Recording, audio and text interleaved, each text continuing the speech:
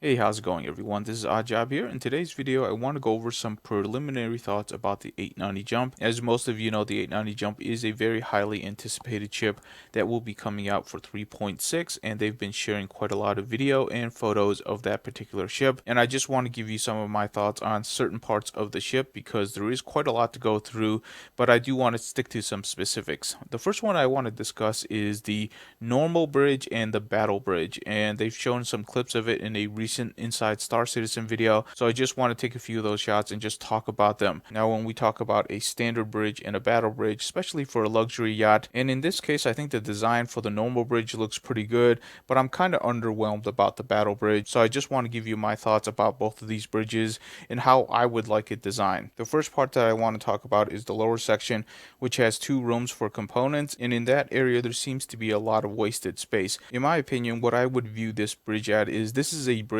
that you would send your VIPs. In other words, your most valuable people that you have on the ship, you can actually escort them up here, show them the bridge as something that's kind of special so that they would take away special memory. So if we go into this area with that scenario in mind, once you actually enter into the bridge area, the bottom part should at least have like a table with a hologram of the ship in which the person that's escorting them can actually go over to the table, explain to them what the ship is, really show them the entire ship and how fancy it is.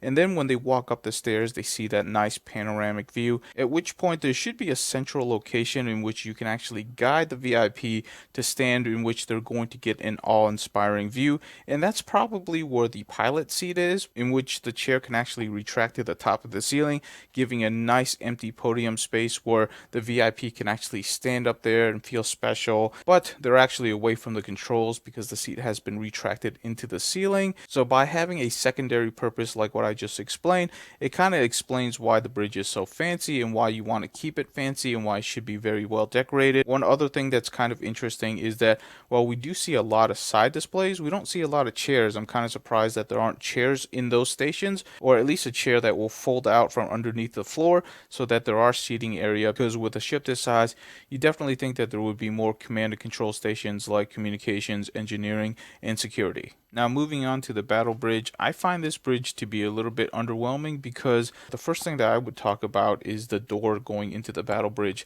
I would expect this to be a much more hardened door, like a reinforced door, because if you have to resort to the battle bridge, something's probably going wrong. It could be an intruder on the ship itself. So you would think that the door is either reinforced or disguised to the point where it's actually very difficult to find.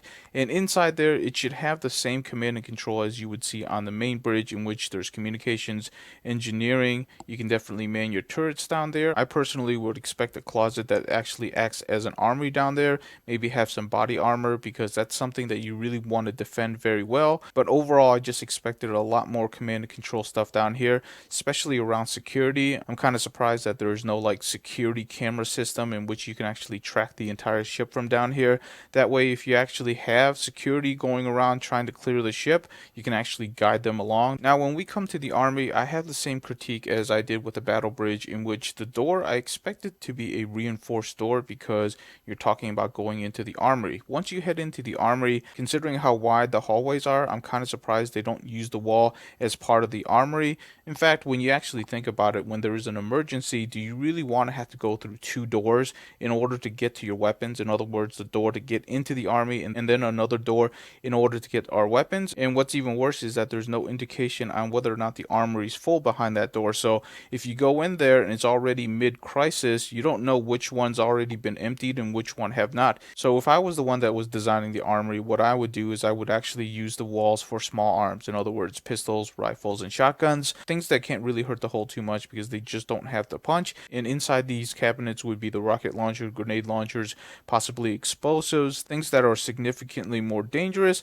So it requires an extra level of security. And then towards the back, I would probably put combat armor, so I wouldn't have more of these shelves. Instead, what I would have is protective gear so that you can get your weapons, and if you actually have time, you can put on protective gear so that you guys will last longer. And then finally, if there is more room, there would be medical supplies back here as well, because this most likely would be a very central location to get ammo, to get medical supplies, and also to change out body armor if it actually gets damaged.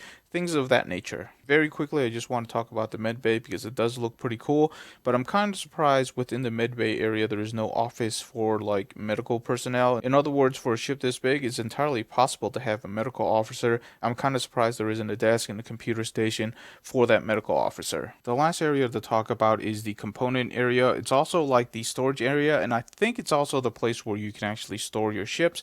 Not really sure because it's broken up into a couple of parts, but it looks like a pretty vast area, and it looks like there's actually plenty of ceiling room in which you can probably fit a larger craft besides the 85X. I'm hoping that they can at least fit the 300 series, in which case this place can be used to carry two 350Rs, because if you are truly hardcore into racing, you always have a main racing ship and you also have a backup racing ship, and I'm hoping that they can actually fit that back here, because that would be something that's really interesting, in which this yacht can be used for racing purposes.